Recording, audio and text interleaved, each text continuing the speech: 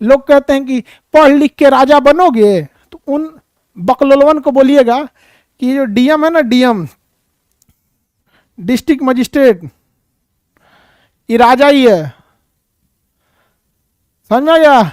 इसका नाम होता है कलेक्टर, टैक्स कलेक्ट करता है पूरे राज्य से। ये राजा से कम नहीं है, ये पूरा जिला इसी के अंडर में आता है। तो जो अगर बोलेगा कि पढ़ लिख के राजा बनोगे, तो कहिएगा हाँ अभी नाम बदल गया, उसी का नाम है डीएम। और पुराना राजा हो जाएगा तो कमिश्नर, डायरेक्टर, फिर बड़ी ज्यादा जाएगा, additional secretary, joint secretary, secretary, chief secretary. Chief secretary तो बहुत बड़ा पावर होता है, समझ में आ रहा है कि नहीं आ रहा है। मुख्यमंत्री कोई भी डिसीजन चीफ सेक्रेटरी से पूछ के लेते हैं, चीफ सेक्रेटरी साहब क्या कहना है आपका। तो भैया चीफ सेक्रेटरी बहुत पुराना होता है। ये आईएएस जो निकालते हैं लोग ना, 25-30 साल का जब आपके पास अनुभव हो जाता है, बूढ़े हो जाते हैं, तब आप लोग को चीफ सेक्रेटरी बनाया जाता है। आप में से कोई भविष्य का, कोई यूपी का, कोई बिहार का चीफ सेक्रेटरी बनो। समझ में आ गया कि नहीं आ गया। जैसे अभी बिहार में आप देखेंगे तो यूपीएससी टॉपर रहे थे सिवान जिला के अमीर सुभानी, सेक्रेटरी, चीफ सेक्रेटरी। एक समय डीएम रहे थे, आईएएस टॉपर रहे थे, यूपीएससी टॉपर, और वो बहुत पहले 80-85 बैच के हैं, 80 के, अभी क्या है चीफ सेक्रेटरी हैं।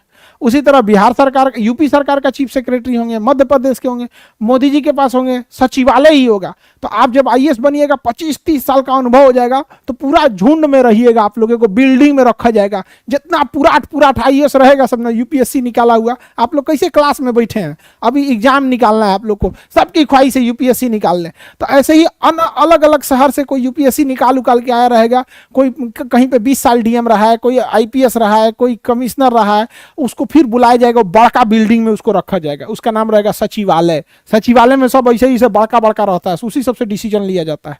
समझ में आ रहा है कि नहीं। तो काफी बड़ा पोस्ट होता है। तो सबसे नीचे आ जाता है राज्य सेवा। समझ में आ गया जी। जैसे दरोगा, यूपी पुलिस, यूपी दरोगा, ये लोग बीएमपी, पीएससी, ये सब जो जॉब होते हैं सब ये राज्य सेवा के अंतर्गत में आ जाते हैं। यूपीएससी का जो मेंबर रहा है, देखिए 10-20 मेंबर रहेंगे जैसी जरूरत है, और उसके ऊपर अध्यक्ष रहेगा।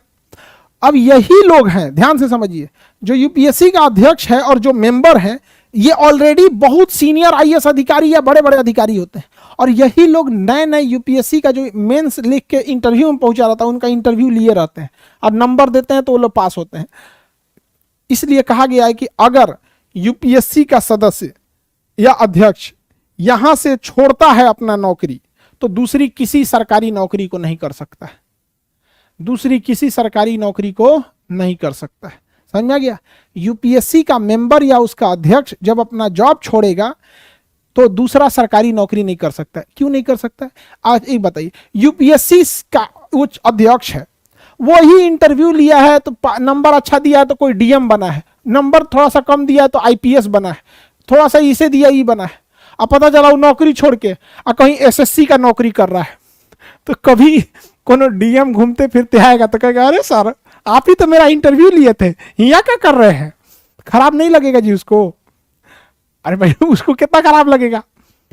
समझ में आया कि नहीं आ गया। तो इसलिए कहा गया है कि यूपीएससी का जो अध्यक्ष होता है और उसके मेंबर, ये रिटायरमेंट या जॉब छोड़ने के बाद दूसरा सरकारी नौकरी नहीं कर सकते। प्राइवेट जॉब तो कर ही सकते हैं।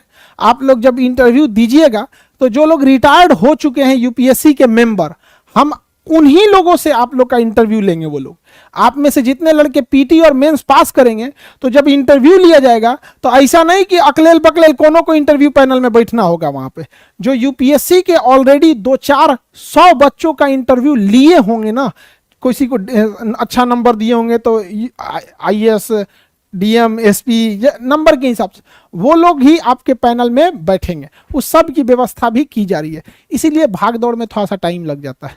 समझ में आ रहा है कि नहीं। मेहनत कीजिए, वहां तक पहुंचिए, और जब आप उनसे फेस टू फेस मिल लेंगे ना, बहुत सारी चीजें बताएंगे आपको कि आप कहाँ गलती कर रहे हैं, कहाँ नहीं कर रहे हैं। समझ में आ रहा है कि नहीं आ रहा है।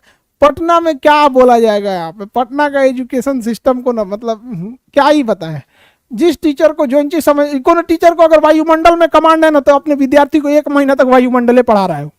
पूरा हवा में गिनवा दिया कितना धूल कण उड़ रहा है, के पट्टी से हवा तेज चलता है, कोने पट्टी से धीमा चलता है। जो ने एरिया में ओकरा कमांड है वही में घुसा के रख दिया है। ये नहीं देख रहा है सिलेबस का डिमांड क्या है।